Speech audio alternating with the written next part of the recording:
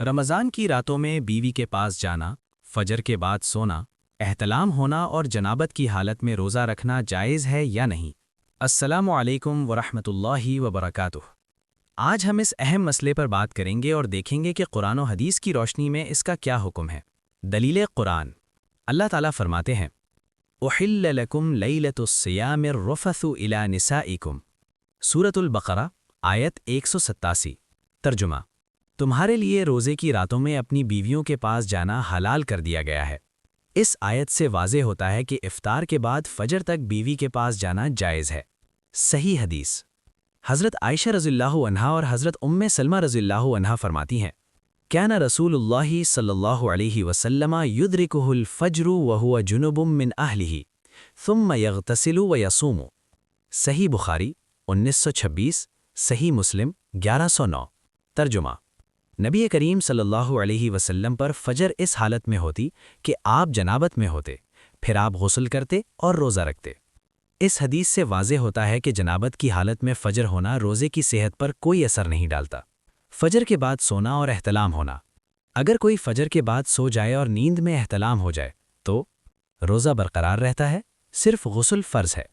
حدیث، نبی کریم صلی اللہ علیہ وسلم نے فرمایا رفع القلم عن ثلاثة عن النائم حتى يستيقظ۔ سنن ابو داود 4403، جامع ترمذی 1423، حدیث حسن صحیح۔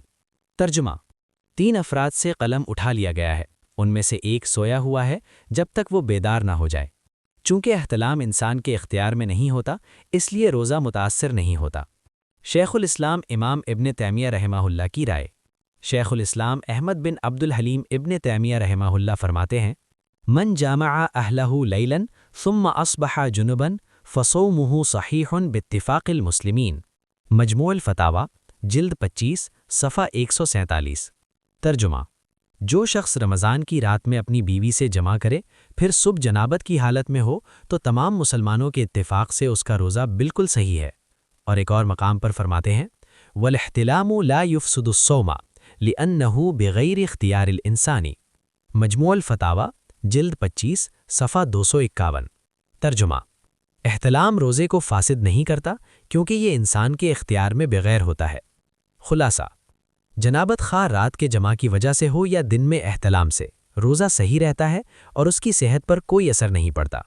دیگر اکابر علماء کی تائید اور مکمل اتفاق۔ اسی موقف کی تائید اور مکمل اتفاق کرتے ہیں شیخ محمد بن صالح العثیمین رحمہ اللہ، شیخ ناصر الدین الالبانی رحمہ اللہ، امام ابن حجر العسقلانی رحمہ اللہ۔ یہ تمام علماء بھی اس بات پر متفق ہیں کہ جمع یا احتلام کی وجہ سے روزے کی صحت پر کوئی اثر نہیں پڑتا۔ اختتام، خلاصہ، رمضان کی رات میں بیوی کے پاس جانا جائز ہے۔ جنابت کی حالت میں فجر ہونا روزے کی صحت پر اثر نہیں ڈالتی۔ فجر کے بعد سو کر احتلام ہو جائے تب بھی روزہ برقرار۔ امام ابن تیمیہ کے مطابق روزہ ہر صورت میں صحیح ہے۔ باقی علماء بھی اسی بات کی تائید اور اتفاق کرتے ہیں۔ اعجاز قرآن 313 کو لازمی سبسکرائب کریں، ویڈیو کو لائک کریں، اپنوں کے ساتھ شیئر کریں اور کامنٹ باکس میں لازمی بتائیں کہ آپ اگلی ویڈیو کس موضوع پر چاہتے ہیں۔